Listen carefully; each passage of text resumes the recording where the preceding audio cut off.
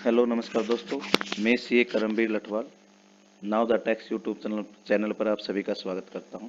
आज मैं डिस्कस करूंगा इनपुट टैक्स क्रेडिट के बारे में कि जीएसटी कानून के अंतर्गत ये इनपुट टैक्स क्रेडिट क्या है और 1 जनवरी 2022 से इसको क्लेम करने में ऐसी कौन सी एडिशनल कंडीशन ऐड कर दिया है जिसकी वजह से हमें परेशानी हो सकती है। तो अपना डिस्कशन स्टार्ट करने से पहले मैं आप सभी से रिक्वेस्ट करूंगा कि आप इस वीडियो के अंत तक बने रहें ताकि आपको ये टॉपिक अच्छे से समझ में आ सके। तो चलिएगा हम अपना टॉपिक स्टार्ट करते हैं। सबसे पहले तो मैं आपको बताना चाहूँगा कि जीएसटी कानून के अंतर्गत इनपुट टैक्स क्रेडिट क्या है, इसकी क्या डेफिनेशन है। सेक्शन 2 सब सेक्शन 63 के अंतर्गत इनपुट टैक्स क्रेडिट को डिफाइन किया गया है। Input tax credit means the credit of input tax. अभी इनपुट टैक्स क्या है, इसको भी जीएसटी कानून के अंतर्गत डिफाइन किया है। सेक्शन 2 सब सेक्शन 62 के अंतर्गत input tax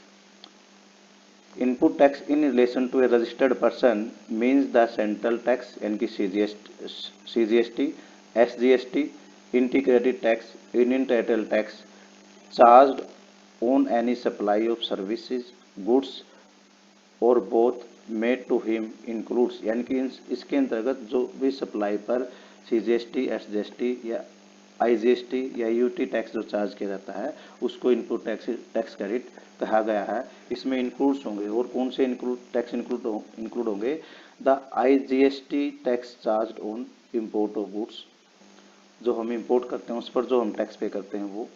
the tax payable under the provision of sub section 3 and 4 of section 9, यानी कि सीजीएसटी एक्ट का सेक्शन 9 सब सेक्शन 3 और सब सेक्शन 4। उसके बाद tax payable under the provision of sub section 3 and 4 of section 5 of IGST act, tax payable under the provision of sub section 3 sub section 4 of 9 of the respective state tax, and tax payable under the provision of subsection 3 and 4 of section 7 of the Union Territorial Goods and Service Tax Act, but not include the tax paid under the composition levy, यानी कि section 10 के तहत जो tax पे किए जाते हैं GST के अंतर्गत तो वो इसमें इंक्लूड नहीं होंगे। कौन सा टैक्स, एक तो जो इनवाइस पर टैक्स चार्ज किया गया वो टैक्स, और थर्ड जो ए बी सी डी और ई के अंतर्गत जो टैक्स बताए गए हैं वो टैक्स है रिवर्स चार्ज में रजिस्टर्ड पर्सन के द्वारा जो टैक्स पे किए जाते हैं वो भी इनपुट टैक्स क्रेडिट का हिस्सा है। लेकिन कंपोजिशन डीलर के द्वारा जो टैक्स पेड किया जाता है और उसका हमारे पास इनवाइसेज है तो वो इनपुट टैक्स क्रेडिट नहीं माना जाएगा, क्योंकि इनवाइसेज पर कंपोजिशन लेवी जो डीलर होता है वो टैक्स चार्ज नहीं कर सकता। अब मैं डिस्कस करूंगा कि अब तक हमारे पास या हमारे लिए जीएसटी कानून के अंतर्गत इनपुट टैक्स क्रेडिट लेने के लिए कौन कौन सी कंडीशन थी या कौन कौन सी कंडीशन फुलफिल करनी पड़ती थी हमें जीएसटी कानून के अंतर्गत इनपुट टैक्स क्रेडिट क्लेम करने के लिए। सबसे पहली कंडीशन थी हमारे पास section 16 sub section 2 of CGST act के अंतर्गत, ठीक है, जो कि 1/7/2017 से ही एप्लीकेबल है जब से जीएसटी एक्ट आया है। इसमें 4 कंडीशन बताई गई थी। वो कंडीशन कौन कौन सी थी। नंबर 1 तो हमारे पास वैलिड इनवाइस और जो भी हमारा डेबिट नोट है वो हमारे पास होना चाहिए। नंबर 2, उस इनवाइस में डेबिट नोट में जो भी गुड्स मेंशन है वो हमें गुड्स सर्विसेज या दोनों हमारे रिसीव हो चुकी हों। थर्ड, उस इनवाइस पर या डेबिट नोट पर जो भी टैक्स मेंशन है वो सीजीएसटी एसजीएसटी जो भी है उसकी पेमेंट सप्लायर के द्वारा कर दी गई हो। थर्ड है a valid return file by the receiver of goods, यानी कि जो भी माल रिसीव कर रहा है व्यक्ति उसके द्वारा अपनी एक वैलिड रिटर्न फाइल कर दी गई हो। इसके बाद कंडीशन थी हमारे पास section 16 sub section 4 of CGST act के अंतर्गत। वो क्या थी कि गुड्स रिसीवर के द्वारा सप्लायर को 180 दिन के अंतर्गत पेमेंट कर दी गई है या कर दी गई हो। थर्ड कंडीशन थी जो भी हमने मटेरियल परचेज किया है या सर्विस रिसीव की है या उन दोनों रिसीव किए हैं तो वो जो है टैक्स या वो specific item section 17 sub section 5 में ब्लॉक क्रेडिट में डिफाइन नहीं की गई हो। ये हमारे पास 3 सेक्शनों के अंतर्गत पहले कंडीशन होती थी इनपुट टैक्स क्रेडिट लेने के बारे में। लेकिन सरकार ने क्या किया, नो 9 अक्टूबर 2019 को एक नोटिफिकेशन रिलीज की 49/2019, जिसके अनुसार 49/2019 के द्वारा एक रूल सरकार ने इंसर्ट किया, रूल 36 सब रूल 4, जिसमें उन्होंने कंडीशन लगा दी कि जो भी वैलिड आईटीसी जीएसटीआर 2A में रिफ्लेक्ट कर रहा है, हम उसके 120% तक, यानी कि प्रोविजनल आईटीसी 20% हम आईटीसी क्लेम कर सकते हैं। कब से? 9 अक्टूबर 2019 से लेकर 31 दिसंबर 2020 तक।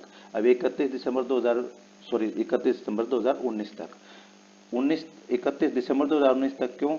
क्योंकि सरकार ने एक नई नोटिफिकेशन रिलीज की 26 दिसंबर 2019 को, नोटिफिकेशन नंबर 75/2019। इसमें उन्होंने उस 20% प्रोविजनल आईटीसी को कम करके 10% कर दिया। गवर्नमेंट केवल यहीं आकर नहीं रुकी, उन्होंने एक और नोटिफिकेशन रिलीज की 94/2020 सेंट्रल टैक्स 22 दिसंबर 2020। इसमें उन्होंने जो हमारा 10% प्रोविजनल आईटीसी था उसे 10 की बजाय केवल 5% कर दिया। अब ये 105%, 110%, 120% क्या था?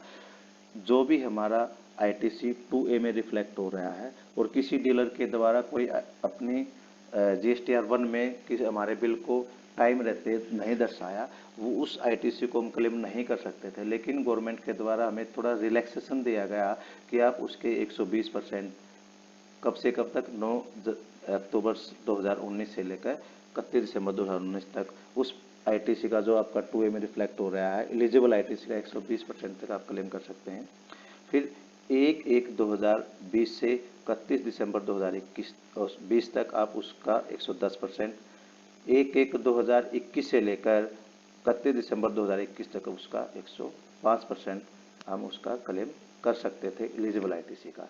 लेकिन गवर्नमेंट यहाँ आकर नहीं रुकी, उसके बाद उन्होंने एक और नोटिफिकेशन रिलीज की, नोटिफिकेशन नंबर 39/2021। ये नोटिफिकेशन क्या कहती है? ये कब रिलीज की? 21 दिसंबर को रिलीज की। इस नोटिफिकेशन के द्वारा हमारा जो फाइनेंस एक्ट 2021 था, उसके सेक्शन नंबर 108, सेक्शन 109 और 113 से लेकर 122 तक, यानी कि कुल 14 सेक्शन उसके इस नोटिफिकेशन के द्वारा फाइनेंस एक्ट के अप्लीकेबल कर दिए गए। कब से अप्लीकेबल कर दिए गए? 1 जनवरी 2022 से। अब इन सेक्शनों में से हम आज बात करेंगे सेक्शन 109। इस सेक्शन 109 ने क्या किया? सेक्शन 109 के द्वारा जो हमारा सेक्शन 16 था सब किसका? सीजीएसटी एक्ट का, उसको अमेंड किया। अब ये सेक्शन 16 क्या कहता था कि eligibility and condition for taking input tax credit की बताता है सेक्शन 16 की कौन कौन आईटीसी क्लेम करने के लिए एलिजिबल है और वो कौन कौन सी कंडीशन है जिनको हमें फुलफिल करना होगा आईटीसी क्लेम करने के लिए। वो कंडीशन थी सेक्शन 16 सब सेक्शन 2 के अंतर्गत। अब इस सेक्शन ने क्या किया? सेक्शन 109 ऑफ फाइनेंस एक्ट 2021 ने इसने अमेंड कर दिया सेक्शन 16 को। इन्होंने क्या कहा? आफ्टर क्लोज ए, किसका close A? In sub section 2 of section 16 the following close shall be inserted, यानी कि ये नीचे दिया गया क्लोज इंसर्ट कर दिया गया है सेक्शन 16 सब सेक्शन 2 के क्लोज ए के बाद। अब ये डबल ए क्लोज क्या कहता है? The detail of the invoice और debit note referred to in clause a has been furnished by the supplier in the statement of outward supply and such detail has been communicated to the receiver of the such invoice और debit note in the manner specified under section 37, यानी कि जिस invoice का अब हम ITC लेना चाहते हैं या जिस डेबिट नोट का हम आईटीसी लेना चाहते हैं, उसका आईटीसी हमें केवल तभी मिलेगा जब उसके सप्लायर के द्वारा उसे सेक्शन 37 के अंतर्गत स्पेसिफाइड मैनर के अंतर्गत हमें कम्युनिकेट कर दिया जाएगा। अब सेक्शन 37 में क्या मैनर है? सेक्शन 37 में हमें आउटवर्ड सप्लाई की रिटर्न्स सबमिट करनी होती है।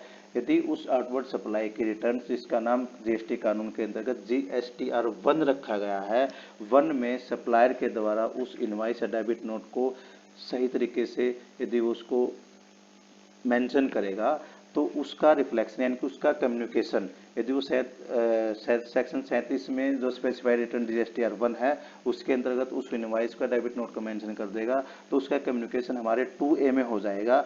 और जब तक ये हमें कम्युनिकेशन नहीं होगा तब तक हम उस इनवॉइस का और डेबिट नोट का ITC नहीं ले पाएंगे। अब ये एक नई कंडीशन और आ गई है सेक्शन 16 सब सेक्शन 2 के अंतर्गत ITC क्लेम करने के लिए। अब तक हमारे पास सेक्शन 16(2) में केवल 4 कंडीशन होती थी। पांचवी कंडीशन क्या होती थी? सेक्शन 16 सब सेक्शन 4 के अंतर्गत, और उसके बाद वो ITC ब्लॉकाइट नहीं होना चाहिए तभी हम उसका इनपुट ले पाते थे। लेकिन अब एक और नई कंडीशन आने के बाद सेक्शन 16 सब सेक्शन 2 के अंतर्गत हमारे पास 5 कंडीशन हो गई है। 5 कौन कौन सी? नंबर 1 तो जिस भी इनवॉइस का या डेबिट नोट का हम इनपुट टैक्स क्रेडिट लेना चाहते हैं वो हमारे पोजीशन में होना चाहिए, वो हमारे पास हो, यानी कि वो हमने रिसीव कर लिया हो। इसके बाद जो वो इनवॉइस है या वो डेबिट नोट है उसे उसके सप्लायर के द्वारा, गुड्स के सप्लायर या सर्विस के सप्लायर के द्वारा अपने GSTR 1 के अंतर्गत समय रहते मेंशन कर दिया हो। थर्ड, वो गुड्स सर्विसेज या बोथ हमें रिसीव हो चुके हों।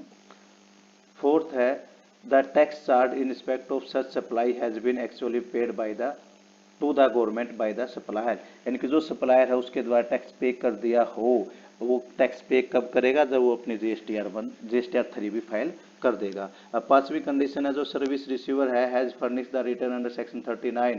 अब 39 में जो भी उस इनवॉइस का इनपुट टैक्स क्रेडिट लेना चाहता है तब तक वो अपने GSTR 3 भी फाइल नहीं करेगा, तब तक वो उसका इनपुट टैक्स क्रेडिट नहीं ले सकता। यानी कि ये 5 कंडीशन तो हमें सेक्शन 16 सब सेक्शन 2 की फुलफिल करनी होती हैं। अब वो फोर्थ उससे अलग जो सेक्शन 16 सब सेक्शन 4 है वो भी हमें फुलफिल करना पड़ेगा, और ये भी चेक करना पड़ेगा कि वो ब्लॉक जो ITC है जिसको हम क्लेम करना चाहते हैं वो ब्लॉक क्रेडिट की डेफिनेशन के अंतर्गत कवर न होता हो। अब ये कंडीशन आने के बाद section 16 sub section 2 close A के बाद जो AA क्लोज ऐड हुआ, ये कंडीशन आई। इस कंडीशन आने के बाद जो हमारा रूल 36 सब रूल 4 था जिसके अंतर्गत 5% की लिमिट हमें प्रोवाइड की गई थी। यदि कोई सप्लायर अपना इनवॉइस अपने GSTR 1 में फाइल नहीं करता है तो उसके इनपुट उसके क्रेडिट के रिलेशन में 5% हम प्रोविजनल ITC उसका क्लेम कर सकते थे। मैक्सिमम 5% किसका? जो ITC हमारे 2A में रिफ्लेक्ट हो रहा है उसका 5%। अब वो कंडीशन उस कंडीशन का कोई फायदा नहीं रहा, उसका कोई फायदा नहीं रहा, तो इसलिए no relevance of section 5% limit mention in rule 36(4) of the CGST act rule, यानी कि GST कानून के अंतर्गत GST रूल था एक 36(4) जिसके बारे में हम पहले ऊपर चर्चा कर चुके हैं।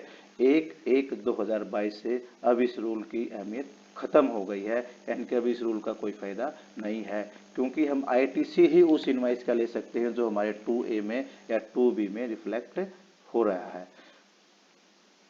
अब ये है section 16 eligibility and condition for taking input tax credit, यानी कि अमेंडमेंट के बाद ये सेक्शन कैसे दिखाई दे रहा है, ये कंप्लीट सेक्शन क्या है, ये हमने कंप्लीट टैक्स सेक्शन आपके लिए यहाँ पर मेंशन कर दिया है। ये था चेंज। कौन सा चेंज? 1 जनवरी 2022 से होने वाला है। इनपुट टैक्स क्रेडिट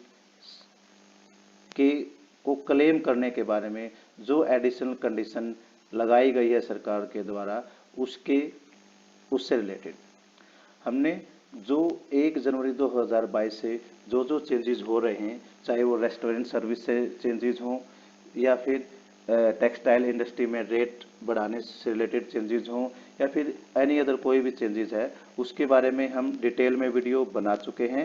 यदि आप उन वीडियो को देखना चाहते हैं तो इस वीडियो के नीचे डिस्क्रिप्शन में उन वीडियो का लिंक दिया गया है, आप वहां जाकर उनको देख सकते हैं। और जो हमने प्रेजेंटेशन बनाई है इसका लिंक हम वीडियो में के नीचे दे देंगे। यदि आप इसको दोबारा से डाउनलोड कर देखना चाहते हैं या रीड करना चाहते हैं तो वो भी आप कर सकते हैं। दोस्तों, यदि ये वीडियो आपको अच्छी लगी है तो आप इस वीडियो को शेयर करें, लाइक करें और कमेंट भी करते रहें, ताकि हमारा हौसला बढ़ाई होता रहे और हम ऐसी वीडियो आपके सामने और भी लेकर आए। उसके लिए आपको हमारे चैनल को सब्सक्राइब करना होगा, बेल आइकॉन को ज़रूर प्रेस कर दें, ताकि जो भी वीडियो हम अपलोड करें वो आप तक समय से पहुंच जाए और आप उसका लाभ उठा सकें। तो ऐसे ही और वीडियो के साथ मैं आपके साथ एक फिर रूबरू होऊंगा। तब तक के लिए नमस्कार, थैंक यू, धन्यवाद।